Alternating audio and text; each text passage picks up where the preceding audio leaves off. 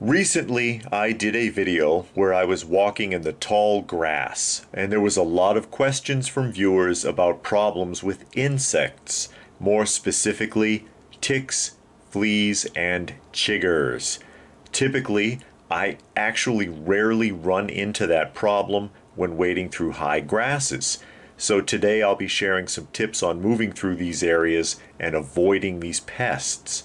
Now, I'm not saying you might not still get the attention of some of these pesky critters, but at least this may help you to avoid most of them. So without further ado, let's go ahead and get started, and in no particular order. Number 1, keep moving. One of the main reasons I believe I don't run into that problem very often is because I don't stop unless I absolutely have to, and when I do, I tend to remain on my feet. When you stop, and especially when you sit down, that's when these insects have the best opportunity to climb onto you, and then when they do, they may eventually find a way inside of your clothing. This goes for your gear as well. These critters may climb onto your bag or anything else that you put down. Don't give them the opportunity if you can help it.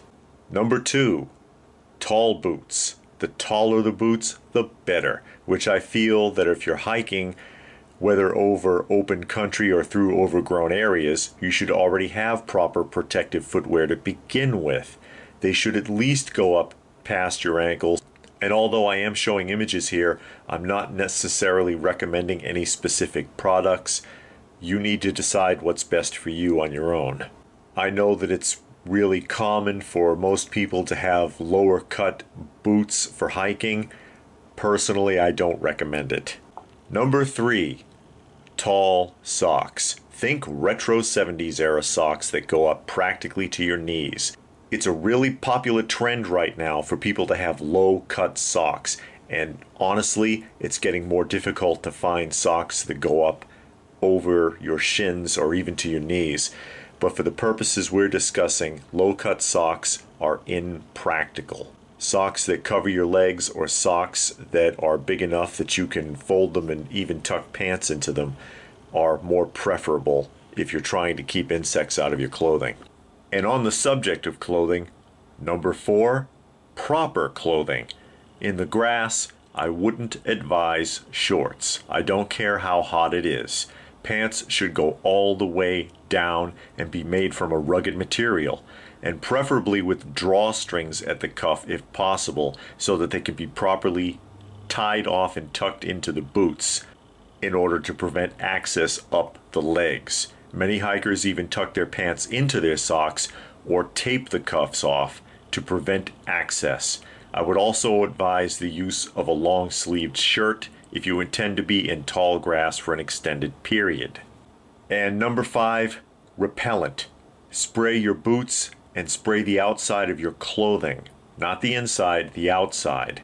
And when you spray the clothing, pay particular attention to the midriff or belt area, if you will, since this is often an access point and a place where chiggers like to get into. If you're wearing a button-up or zip-up shirt, pay special attention to those areas. Remember, it's often when you stop or sit or even lay down that they will find you. And this midsection area is a good access point. Or how do you think ticks often end up under people's arms? If you're going to use repellent bands, put them around your ankles over your boots as well as your wrists. You may even want to put one on your belt close to the buckle. And you just knew I had one more for you, didn't you? Call it number 6 if you will. Situational awareness. Yes, this applies to bugs too. It's instinctive for these critters to climb and keep climbing until they find something to latch onto. In this case, your skin.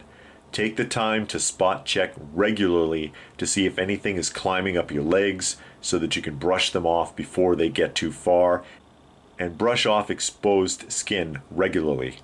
This is the reason people who are professional hikers often wear light-colored clothing, because the bugs are easier to spot on lighter colors, although this may not be practical if you're trying to be tactical. So I hope you found that helpful. If you have any other tips, feel free to post them in the comments section down below.